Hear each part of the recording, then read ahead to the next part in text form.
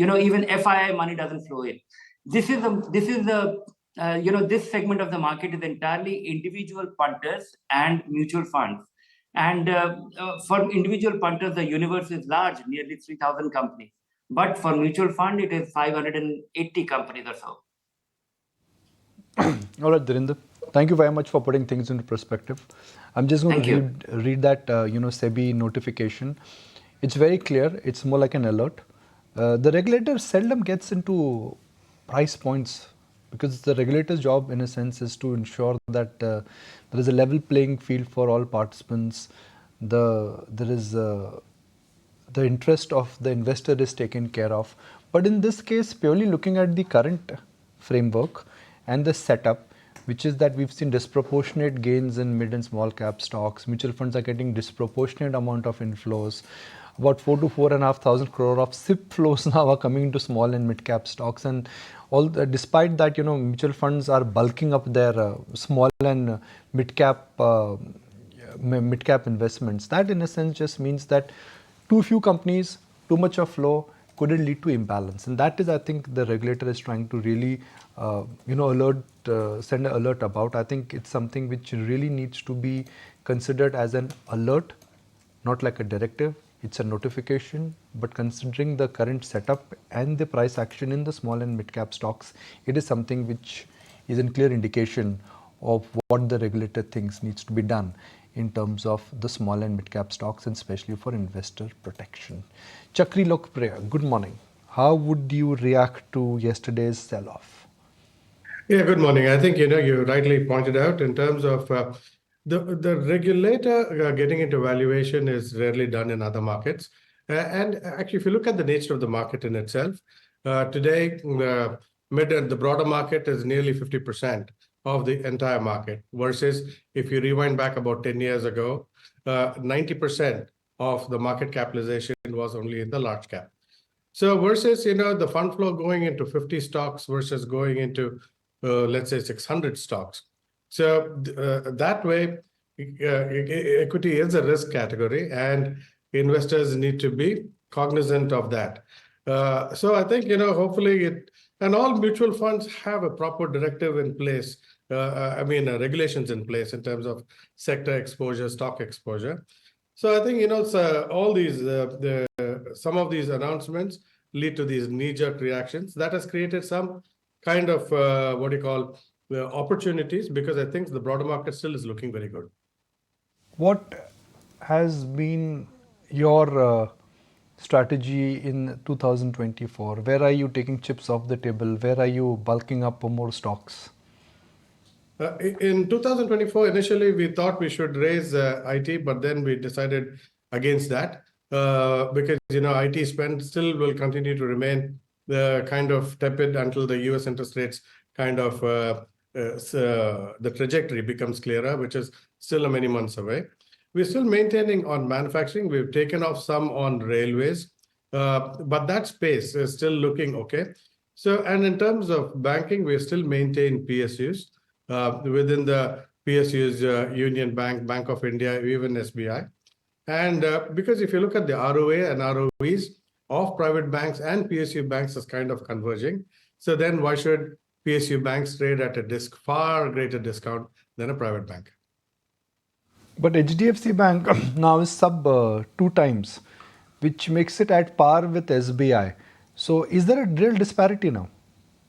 I think in their recent, one of their analyst interactions, HDFC Bank kind of indicated that they're more after profit share rather than market share. In a volume business like banking, financial services, volume share, market share, maintenance is very key and that's one of the main reasons why you gave it a premium multiple. Now, if the focus of the bank is shifting, and of course, they'll have some amount of merger-related costs which will settle down in a few quarters, but it looks like some amount of market share loss can lead to a lower multiple for the stock. In this market decline, apart from banks, any other PSU stocks you're planning to buy? In the PSU banks, I think PSU banks, it's still the Bank of India has kind of corrected, Union Bank has corrected. Some of the NBFCs Shriram Finance is still looking very good, despite it's done fairly well. But I think both the CV cycle as well as all the consumer financing bit will still remain strong. The valuation is still on its side. So I think it's a combination of both Shriram Finance. Power Finance, REC have corrected fairly significantly. The valuations are more attractive compared to IREDA. IREDA is the more expensive stock, but I think PFC and REC is looking good. Coming on PFC and REC, I just looked at the data. They've corrected more than 15% already. So that's pretty normal in a correction also for a stock which has gone up from, say, 100 odd levels all the way to 470. So even if it loses 20%, 25% from the top, it would be normal. But what we need to understand whether it is a major top in the making or just a short-term top. So I'll be a little scared here in terms of trying to buy the dip, because the rally has been 4x, 5x, and we've seen the history of the stock. The corrections are also deeper. So this is a trend which is difficult to catch. So out here, the last lows for the stock are around closer to the swing lows of 360 to 370. So if one wants to look at some bounce back trade, a stop loss is at 360 by closer to 380. So overall, all the overrun stocks which have gone up 3x, 4x, 5x in the last 1 year could easily see a 20% correction, 15-20% correction from the top, and it would just be normal. Let's look at railway stocks from the 52-week high, how much they've corrected. IRCTC, RVNL, just the whole basket, so to speak, from the 52-week high, how much they've corrected. 6-month move. Now we're looking at IRCTC. Let's look at the other ones also, please. IRCTC 52-week still 50% higher, and from the recent high, frankly, it has not corrected. Not corrected a lot. Railtel still 3x, and it has not really corrected a lot. RVNL, that's Rail Vikas Nigam, 3x. And even though it has corrected from levels of 320 to 560, it is still up 3x. So Kunal, if you bought into these stocks, even though they are down 10-15% from the recent high, you still have like a 3x or 2x or 2.5x on which you've grabbed in only last 1 year. Yeah, absolutely, Nikunj, and that itself tells you that maybe these stocks have not completed their larger degree of correction for themselves. Now, for example, just to take an example of few of the stocks which you mentioned, IRFC, the stock had made a 52-week high, which is closer to 192, 193 approximately. The swing low was 127 for the stock, which it had hit last month, I think second half of the month of January. And then from there, the stock had seen a bounce. It's come back towards that 145, 147 mark right now, which means a possible retest of the previous swing lows is due for the stock price. When we look at the mean reversion, we did an analysis some time back that many of these stocks are at a divergence of 80% to 100%. Some of them are even 100% above the 200-day moving averages. Those are very steep kind of divergences. And for that to reverse, two types of corrections have to happen, price-wise as well as a time-wise correction. So you may not see an immediate bottom into these stocks, even if these stocks correct by a margin of 15-20% or so. I would believe more time has to be spent for these stocks to try and get back into a time-wise consolidation. I'll give a very simple example. 2022 second half, you had seen the PSU banking stocks looking extremely charged up. That was the first space for the entire PSU pack, which rallied up higher. What followed then was almost a 3 to 6 months of consolidation, where many of these stocks, the two-digit, the high beta pocket from the PSU names, they corrected, and there was a completion, cycle completion of more than 30 to 40% retracement for many of these stocks. So I believe that we are probably in that phase where over the next many months, you would probably see many of these PSU stocks completing their individual phase of correction. So I think one should not hurry into these, into buying these stocks just because they have corrected by a margin of 10-15%. Wait out for the entire cycle of completion to entire cycle of correction to complete, and only then I think it makes sense to chip in. Okay. Chakri, Tata Motors, stock of the year for 2023. CLSA now says that it's looking expensive. Tata Motors, I think, is still looking good, simply because the discounts on on Land Rover have gone down. Pricing is improving.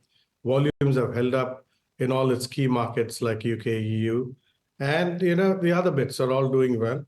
I think the whole story of the debt coming down for the company has played out. The company will actually be cash positive next year. So, with so many things going for the company, yes, while the stock has run up, I think fundamentally the stock is still good and I would still continue to hold on to it.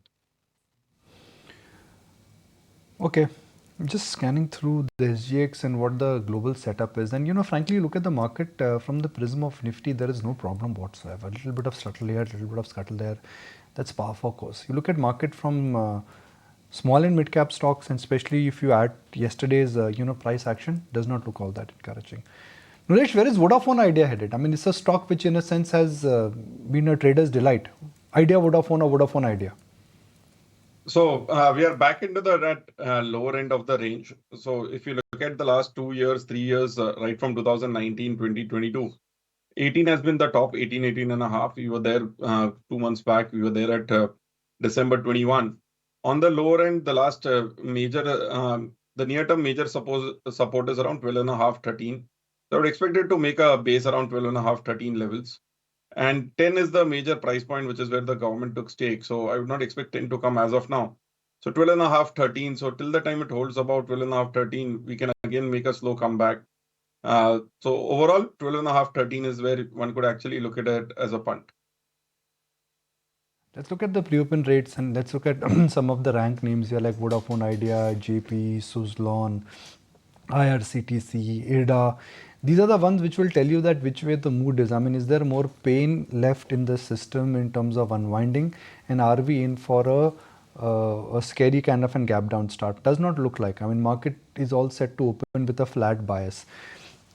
If you consolidate time wise, I think that's the best outcome. If you consolidate price wise, that's always a very nasty outcome. That is something which only time will tell. As of now, we are dealing with good set of global cues. As of now, we are sitting with a strong India narrative. It's only excesses in the market which needs to be periodically churned. And I think that excesses in the market are actually getting periodically churned. Chakri, another stock which has managed to hit out of the park is Jio Financials. It may have corrected on Monday, Tuesday or Tuesday, Wednesday. But in general, from 240, it's gone to about 340, 350.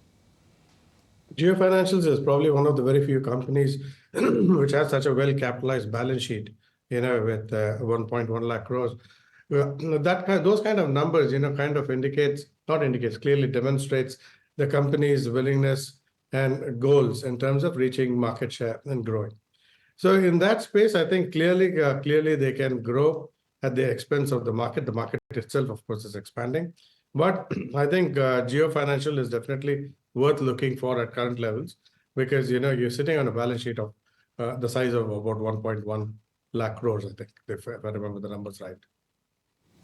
All right, Chakri, good to have you on board. Thanks so much for taking time out and joining in. Let's check